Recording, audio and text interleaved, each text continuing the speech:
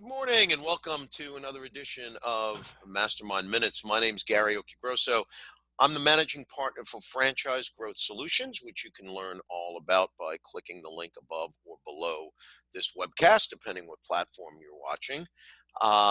MasterMind Minutes is designed to basically answer one question by one expert guest in 10 or 15 minutes, not hours. So as we always say, one guest, one question, one answer. We amplify it on LinkedIn. It is also on several other social media sites, including YouTube. So you can always find us. And at the end of the broadcast, we will give you contact information for our guests. So you'll be able to contact our guest directly because you will probably have more questions than the one that I'm about to ask. Today, our guest is Lance Graulich.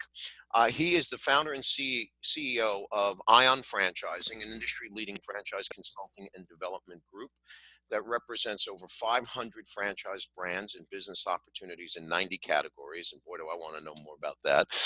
Lance helps prospective entrepreneurs find their perfect franchise. He started out in the family business on Wall Street after receiving an economic degree, and then he joined the TGI Fridays franchise in Phoenix as a key executive and was vital in the rapid growth of this $225 million organization. I love saying that, $225 million organization. Lance was also a multi-unit, multi-state franchisee of Wingstop and Krispy Kreme Doughnuts, which I knew about Wingstop, didn't know about Krispy Kreme, but we'll hear about that. And in addition, he has served as the president of various franchise advisory councils, board of advisories for emerging franchising brands, and routinely provides advisory services to private equity firms covering the restaurant industry as well. So Lance, thank you very much for being with us this morning. I know it's much earlier where you are than where I am. But before we get to our question, maybe you want to tell the audience a little bit more about you and a little bit more about what you're doing with Ion Franchising. Well, good morning on my end of the world here on the West Coast. Gary, nice to see you. Good to see you and too. It's much warmer over here besides being earlier. So look, franchising is my life. I left Wall Street because I love the people side of the business, had an opportunity with a family member to get into TGI Fridays. I worked through the bar and restaurant scene in college, and I really enjoyed it. I like the crazy business. I like the action, and I'm a detail guy. So anyway, I ended up getting to the West Coast, getting Arizona first, then Vegas. But I got the franchise bug and realized, with Fridays in the early days, as I got to see that grow and be a key component of that, I realized, look, I love this business, and Wingstop, Krispy Kreme were things that crossed my path. Had to do it with partners. I learned a lot of, that's a whole other segment with partnerships and what have you. There's a lot of capital needed for restaurants, and I invited in partners. But over the years, I've helped a lot of emerging brands. I've retained equity in various different emerging startup brands, consulted, what have you, on retainer with several brands over the years. The bottom line is, I want to help people that want to become franchisees, bottom line. And I joined the FranServe network last year. I already had my own clientele and kind of merged all of that, and closer to about 580 brands as we speak today. And with computers, you can do creative searches and find appropriate things. I certainly have kind of my hot 100 that I refer to on a regular basis. But my expertise has always been restaurants. And as you know, Gary, as a restaurant expert, if you can sort of master the restaurant industry, you can do anything. You got to be pretty daring to get into the restaurant world. And so I feel confident as I, get into other brands and venture into brands I didn't know much about a few years ago, like home healthcare. It's interesting for me, and I absolutely love it. And I love the turnover. I love my referral business as I've landed many people franchises over the years. And it's fun, but obviously we're going through difficult times right now. So, which is why we're here today talking about a unique topic. Mm-hmm, mm-hmm. Well, thanks for the background, and I agree about the restaurant business. You know, you and I, and as I said, I didn't realize you were involved in Krispy Kreme. You and I have a common background. I started out in the franchising business as a franchisee of Dunkin' Donuts, I and knew now that. Yeah, I'm absolutely. talking way back when, you know, when Yeah. dinosaurs ruled the world, when we actually made donuts in the shop. Yep. And I had a district manager, a Dunkin' Donuts district manager, who left Dunkin' Donuts and went over to IHOP. And I remember and he lived in the area, but so when he came back, because they're out in California, when he came back to New York, he once told me, I said, well, gee, you know, Tony, running an IHOP, you know, must be like crazy, all the moving parts. And he said, listen, if you can run a donut shop where you're making donuts 3 or 4 times a day, you can run an IHOP with one hand tied behind your back. So I don't know if Absolutely. the same was true at Krispy Kreme, but I can tell you way back in the day at Dunkin' when they used to run those commercials, the time to make the Time to make donuts, the donuts. that was an understatement. So we share that, and I've just learned that about you. So Well, let me add something yeah, else you didn't yeah, know. yeah. So besides Krispy Kreme, I have now a wealth of donut knowledge. I created a now famous brand in Las Vegas called Pinkbox, and Pinkbox was Really, rated top 20 donut shops in the United States by multiple publications. But I created that in 2012. I love it. We launched it. Now there's multiple locations. That was bought out a few years ago. And fun other donut fact, I'm now helping a Food Network star who's an international baking sensation, launch a new donut brand called Wicked in Las Vegas. Great, great. And that location's finishing construction Well, shortly. donuts have made, and I don't want this webcast to be about donuts, but I will just say, donuts have made an amazing comeback. You know, they were kind of dwindling just as regular donuts, but I would say about 4 years ago, and you know, it's interesting you say Pink Box because the company I'm about to mention uses a Pink Box, and it's interesting that you say that this new brand is called Wicked because the company I'm about to mention has kind of a cultish type of name. Also, I was in Colorado visiting my daughter, and she knows, like, since I sold my donut shop, like, I hadn't touched a donut in like 30 years. But she took me to this place called Voodoo Donuts. You're Mhm. probably familiar with them. Absolutely. And I saw the most eclectic bunch of donuts there. You Yeah. know, everything from, you know, maple, bacon, custard. I mean, just and delicious, absolutely out of sight delicious. So glad to Yeah. hear that. But look, let's get to the question before we end up turning this into like an hour-long discussion. Um, you know, you mentioned you kind of touch, or you have touch points of 580 brands, and I realize you have your top 100 as you mentioned. So you've got a really good, I guess, vision of everything that's kind of out there. Given the current, you know, pandemic, and really any sort of times of uncertainty, you know, when you're presenting franchise brands to your clients, the people who want to become franchisees, what are the brands that you're talking about because you're seeing that they're doing well during the pandemic or in uncertain times?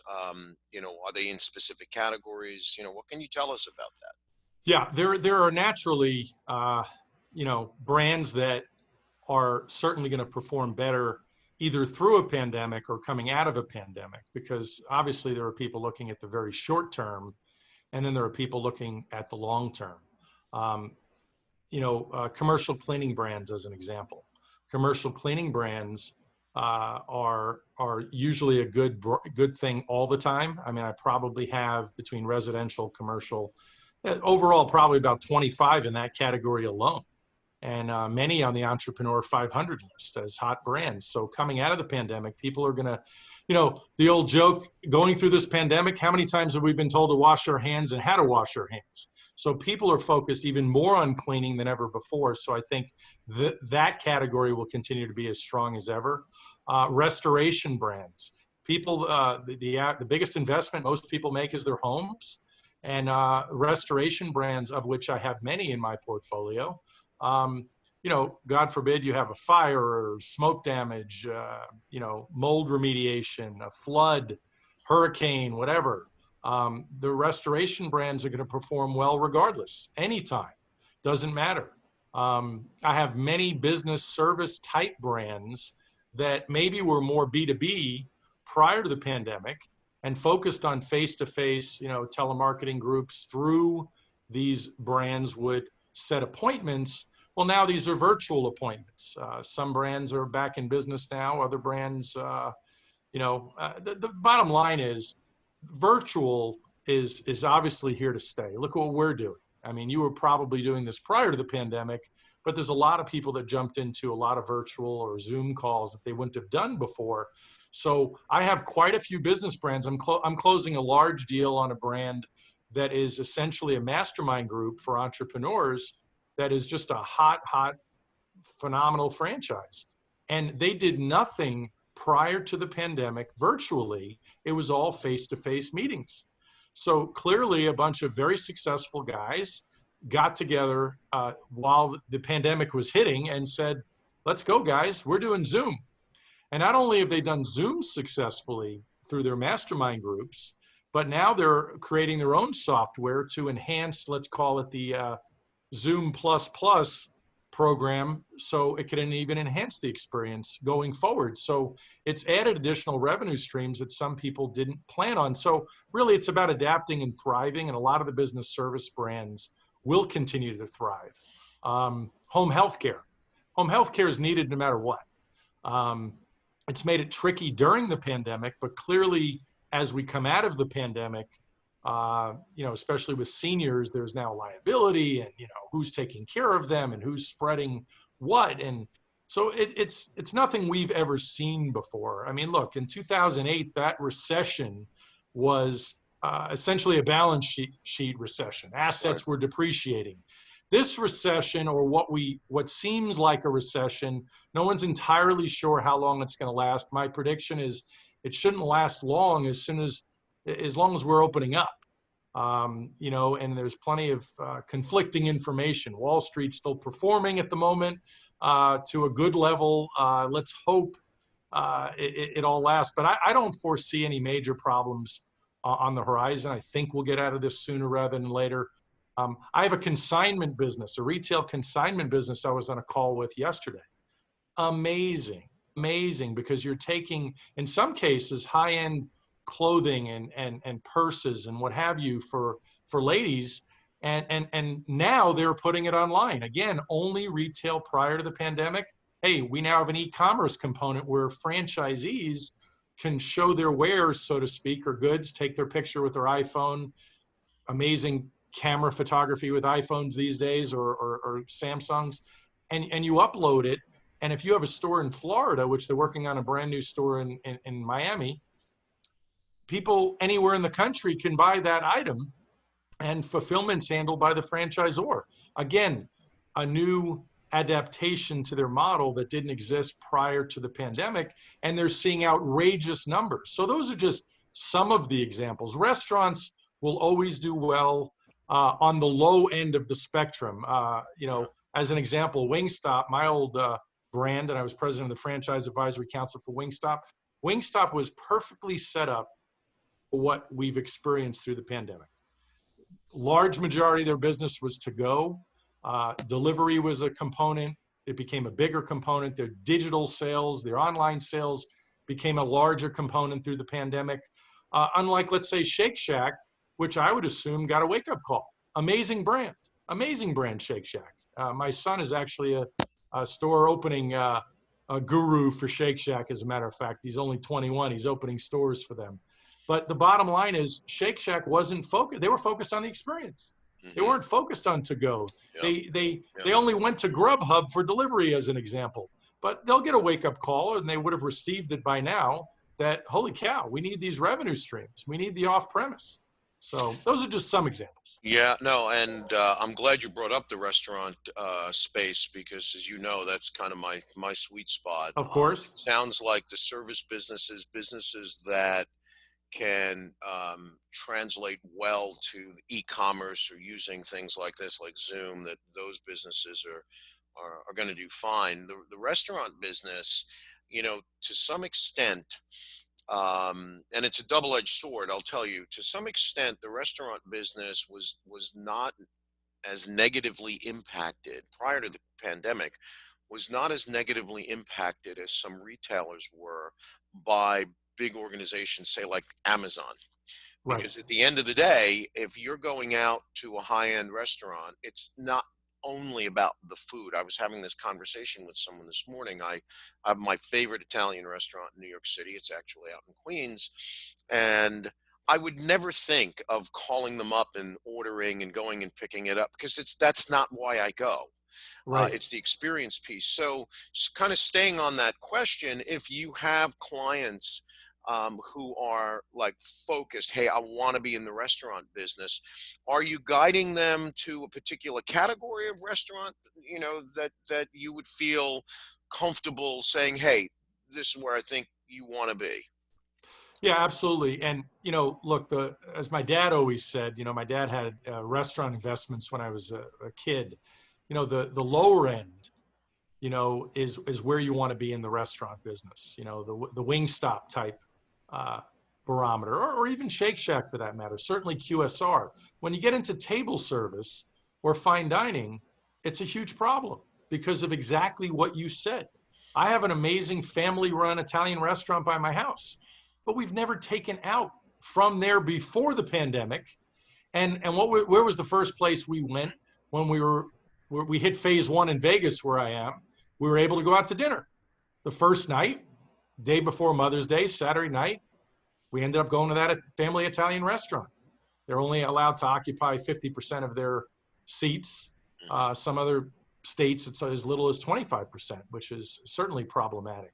But at the end of the day, there needs to be a certain runway for reopening these things. As as I advise certain private equity groups, you know, we're not, as we reopen, if a restaurant, if a QSR, or call it let's say a fast casual was doing 20,000 a week or 15,000 a week in sales prior to the pandemic, they're not magically getting back to that number.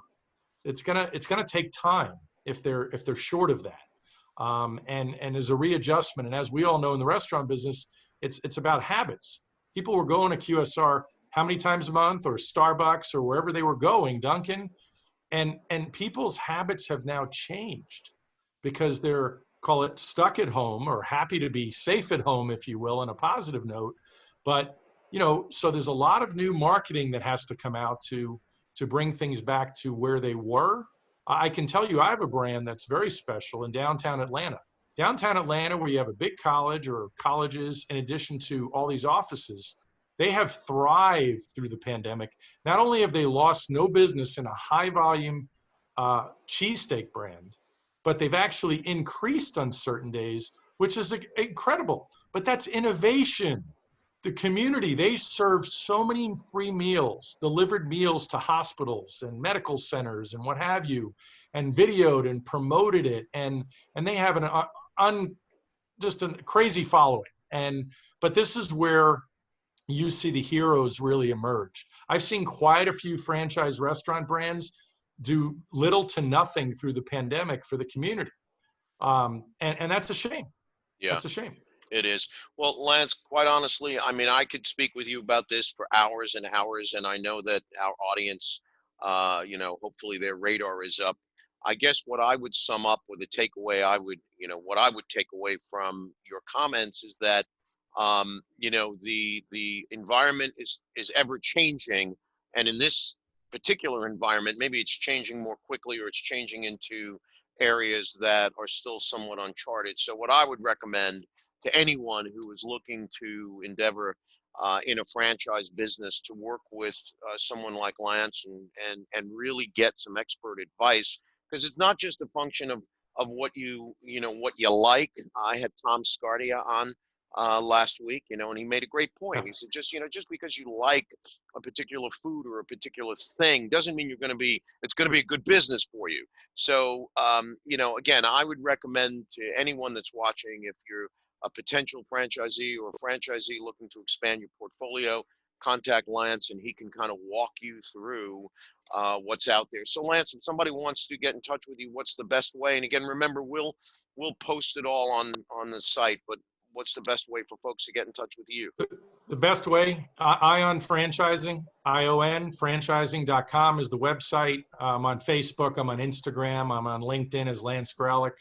Look forward to hearing from folks. Great, great. All right, well, Lance, thank you very much for getting up early to speak with us today. And You got it. as I've been telling everyone at the end of these broadcasts, I hope to see you again soon, but in person. You got it, Gary. All right, be well. Bye-bye. Take care. Thank you.